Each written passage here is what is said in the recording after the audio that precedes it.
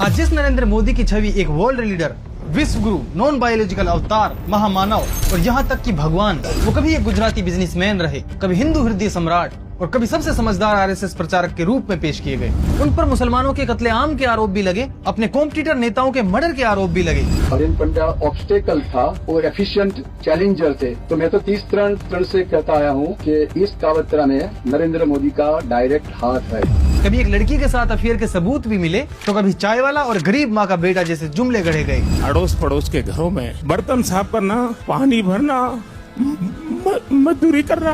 करीब 40 साल मैंने भिक्षा मांग करके खाया है। मैं 35 साल तक भिक्षा मांग करके खाया हूँ। जब मैं पीएम भी नहीं था, सीएम भी नहीं था, नेता भी नहीं था, जब मैं किसी पद पर नहीं था, उससे पहले भी मैं अमेरिका के करीब 29 स्टेट्स में दौरा कर चुका था। एक टाइम पर नरेंद्र मोदी की इमेज ठीक वैसी बन गई जैसी इन्हें चाहिए थी। उल्टा इतनी बन गई कि अब करोड़ों रुपए देकर उस हिंदू हृदय सम्राट वाली इमेज से पीछा छुड़ाया गया। 7 अक्टूबर 2001 से, जिस दिन नरेंद्र मोदी गुजरात के सीएम बनते हैं, इससे पहले वो आरएसएस संगठन को ऑर्गेनाइज और मजबूत करने के लिए एक अहम पद संभाल रहे थे। आरएसएस से एक बाल स्वयंसेवक के रूप में जुड़े थे। तब उनकी उम्र मात्र 8 साल की थी। 1970 के दशक आते आते जब नरेंद्र मोदी करीब 20 साल के हो चुके थे, तब संघ में उन्हें प्रचारक बनाया गया। ऑर्गेनाइजेशन स्किल्स और रणनीति क्षमता के बल पर नरेंद्र मोदी ने संघ में एक अलग पहचान बनाई। और 1980 के दशक में जब आरएसएस के लोगों ने एक अलग विंग यानी बीजेपी का गठन किया, तो संघ ने उन्हें बीजेपी में भेज दिया। साथ में गुजरात में अपनी पकड़ मजबूत की। धीरे धीरे पार्टी के शीर्ष नेतृत्व के करीब आते गए। इस साल गुजरात के भुज शहर को भूकंप ने तहस नहस कर दिया। उस समय गुजरात में बीजेपी की सरकार थी और केशुभाई पटेल मुख्यमंत्री थे। उस भूकंप में हजारों लोग मारे गए, लेकिन सरकार भूकंप के बाद लोगों को राहत पहुंचाने में असफल रही। नाकामियों को छुपाने के लिए बीजेपी ने सत्ता में परिवर्तन कर दिया।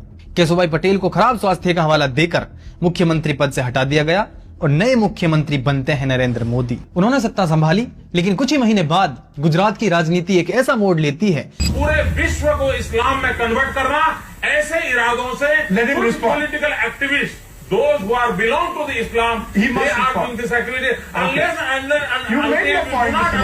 मित्रों, मेरी पहचान तो है हिंदुत्ववादी की, लेकिन अब नरेंद्र मोदी को चाहिए था एक हिंदू हृदय सम्राट का टैग।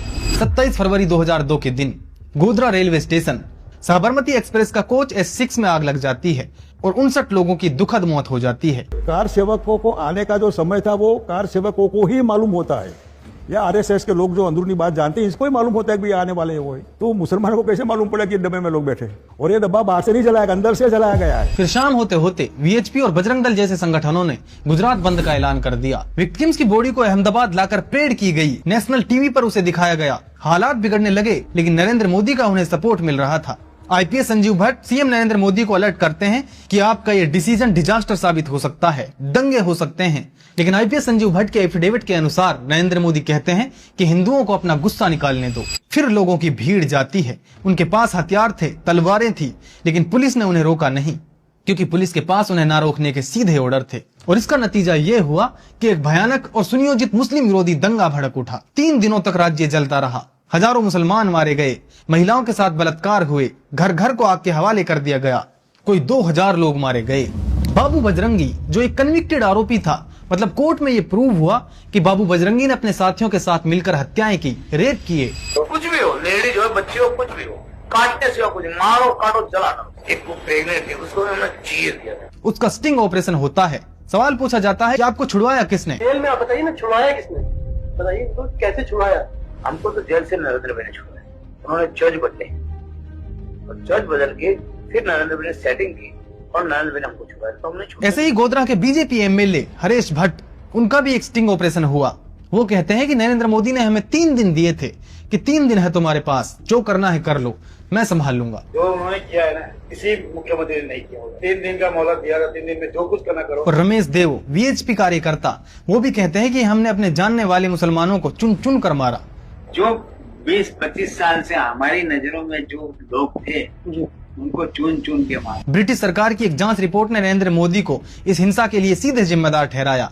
रिपोर्ट्स के मुताबिक नरेंद्र मोदी ने न केवल हिंसा रोकने में लापरवाही बरती, बल्कि कई बार आरोप लगे कि सरकार ने दंगइयों को खुली छूट दे दी। कई मीडिया रिपोर्ट्स और स्वतंत्र जांचों में यह दावा किया गया कि पुलिस को जानबूझकर दूर रखा गया और हिंदुत्ववादी संगठनों को अल्पसंख्यक समुदाय पर हमला करने के लिए छूट दी गई। नरेंद्र भाई ने करवाया, और उन्होंने तो मुझे यहाँ तक कहा था कि ये जो ट्रेन में S6 साबरमती में जो बोगी जली थी वो भी प्लानिंग के साथ जलवाई गई थी ताकि वो हिंदू हृदय सम्राट बन सके।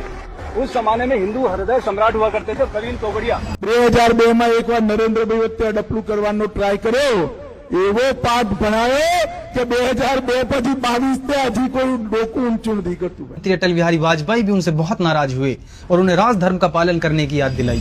मेरा एक ही संदेश है कि वो राजधर्म का पालन करें। अंतर्राष्ट्रीय स्तर पर भी मोदी की भूमिका सवालों के घेरे में आ गई। अमेरिका और यूरोपीय देशों ने उन पर वीजा बैन लगा दिया और उन्हें दुनिया में एक अलग थलग नेता के रूप में देखा जाने लगा। अब नरेंद्र मोदी को एक ऐसी छवि बनानी थी जो विजनरी है, जो दूरदर्शी है, जो इंडिया के गरीब लोगों की प्रॉब्लम्स को अच्छे से समझता है। उन्होंने अलग अलग रास्ते अपनाए, जैसे भारत के सबसे बड़े उद्योगपतियों के साथ गठजोड़ किया। इसी के चलते साल 2003 में उन्होंने वाइब्रेंट गुजरात समिट किया। रॉयटर्स की एक साल 2013 के रिपोर्ट के अकॉर्डिंग वाइब्रेंट गुजरात समिट एक प्रोपेगेंडा एक्सरसाइज था दंगों में लगे दाग को मिटाने के लिए। खासकर 2014 के आम चुनाव से पहले नरेंद्र मोदी ने अपनी स्पीचेस में रायट्स मेंशन करना बंद कर दिया और सिर्फ डेवलपमेंट पर फोकस किया। और अपने देश में गौतम अडानी, मुकेश अंबानी और रुहिया समूह जैसे कॉर्पोरेट दिग्गजों का समर्थन पाकर मोदी ने अपना हिंदुत्ववादी चरमपंथी अतीत से ध्यान हटाकर आर्थिक विकास की ओर मोड़ दिया। कोई भी आतंकवाद की घटना होती है और जो भी उस आतंकवाद के खिलाफ बोलता है उसको कम्युनल के रंग से रंग देते हैं। ये किसी कौम के खिलाफ नहीं है और मित्र आतंकवादियों का कोई धर्म नहीं होता। And the fundamental values of Islam which literally means peace. We don't believe that. हम मानने को तैयार नहीं, हिंदू रिलीजन है, मानने को तैयार नहीं है। Hindu is a way of life. पहले शौचालय फिर देवालय। उन्होंने कार के ऊपर पता नहीं नींबू और मिर्ची न जाने क्या ये लोग देश को क्या प्रेरणा देंगे? ऐसी अंधश्रद्धा में जीने वाले लोग आप ही तो हैं इनक्रेडिबल इंडिया। और क्या है? क्या उन पत्थरों में और मूर्तियों में इनक्रेडिबल इंडिया है क्या?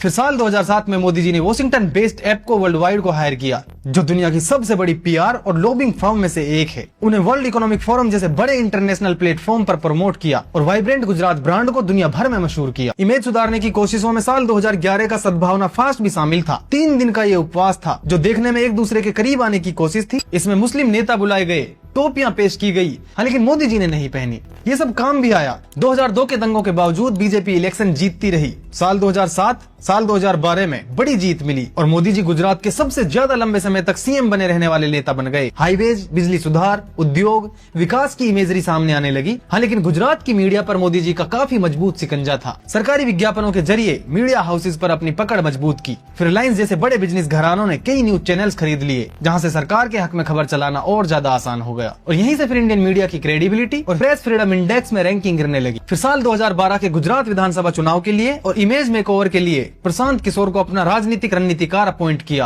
प्रशांत किशोर ने इन चुनाव के मैनेजमेंट के लिए सीजन फॉर काउंटेबल गवर्नेंस यानी CAG नामक एक इलेक्शन कैंपेन ग्रुप का गठन किया, जिसने चाय पे चर्चा। हिंदुस्तान का कोई कोना ऐसा नहीं होगा जहां पर चाय का महत्व ही न हो और चाय से चाह भी बढ़ती है।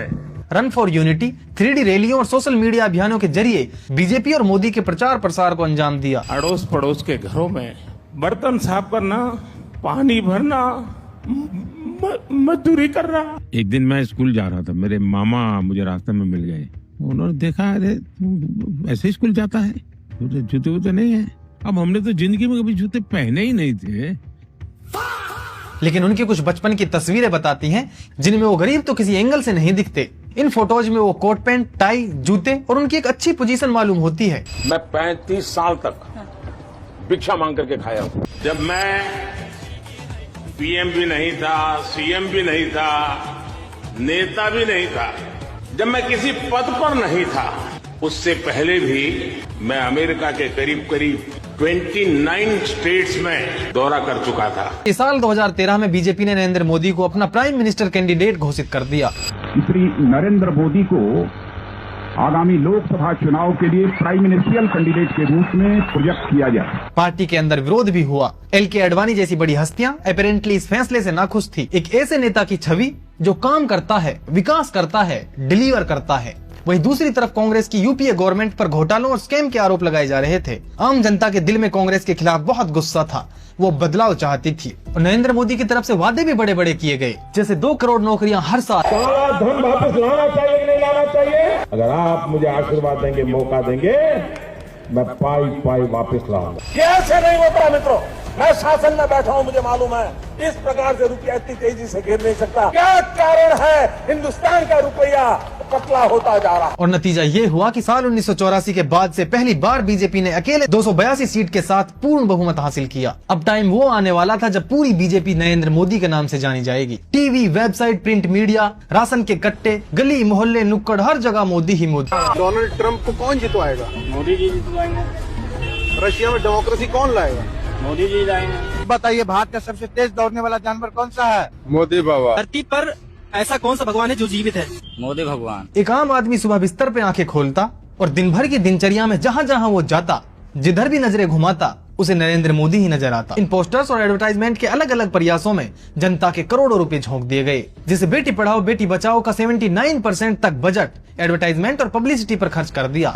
सेंट्रल गवर्नमेंट ने प्रिंट इलेक्ट्रॉनिक मीडिया के विज्ञापनों पर 6491.56 करोड़ रुपए खर्च कर दिए, जहां सरकार ने इलेक्ट्रॉनिक मीडिया में विज्ञापनों पर 3260.79 करोड़ रुपए खर्च किए। वहीं उसने 8 सालों की अवधि में प्रिंट मीडिया पर 3230.77 करोड़ खर्च किए। इंदिरा आवास योजना बन गई प्रधानमंत्री Awas Yojana, no frills accounts हो गया जन धन योजना, निर्मल भारत अभियान का कर दिया स्वच्छ भारत मिशन। 2014 से लेकर आज तक 30 से ज्यादा योजनाओं के साथ यही खेल हुआ। मनरेगा यानी महात्मा गांधी के नाम से जुड़ी रोजगार गारंटी योजना, उसे भी रीनेम कर दिया गया। उसका भी नाम बदलकर उसका नाम कर दिया गया विकसित भारत जी राम जी, और ब्रांडिंग वही नरेंद्र मोदी के बड़े से फोटो के साथ लिख दिया गया विकसित भारत की तरफ बढ़ता हुआ देश। बीजेपी ने डिपार्टमेंट ऑफिसेज, कैलेंडर और डायरीज से गांधी जी की फोटोज को नरेंद्र मोदी की फोटोज से रिप्लेस कर दिया। इस साल 2021 में जब टोक्यो ओलंपिक्स के इंडियन मेडल विनर्स के अवार्ड सेरेमनी में मोदी जी के बड़े बड़े पोस्टर लगाए गए। दिसंबर 2025 में दिल्ली गवर्नमेंट ने अटल कैंटीन नाम से एक कैंटीन लॉन्च करी। यहाँ पर भी यही देखने को मिला कि अटल बिहारी वाजपेयी की एक छोटी सी कॉर्नर में फोटो, लेकिन वहीं मोदी जी की एक बड़ी सी डोमिनेट फोटो। सेम चीज G20 समिट के नाम पर देश भर में बड़े बड़े पोस्टर लगवाकर अपना चेहरा चमकाया गया।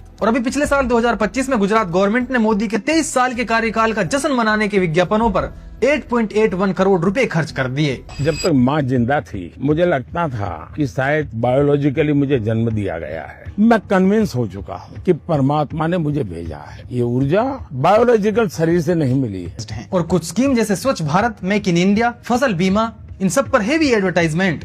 जब स्कीम लॉन्च करी जाती है तो तगड़ी हाइप बनाई जाती, लेकिन फंडिंग ना के बराबर होती है। 2024 की एक रिपोर्ट के मुताबिक 906 स्कीम्स में 71.9 ऐसी स्कीम्स हैं जो अनफंडेड हैं और 20% में आधे से कम स्पेंडेड। हम इन नेताओं को अय्यासियों के लिए, विदेशों में और महंगी गाड़ियों में घूमने फिरने के लिए, एसी के रूम्स में जिंदगी बसर करने के लिए और अमीर बनने के लिए नहीं भेजते।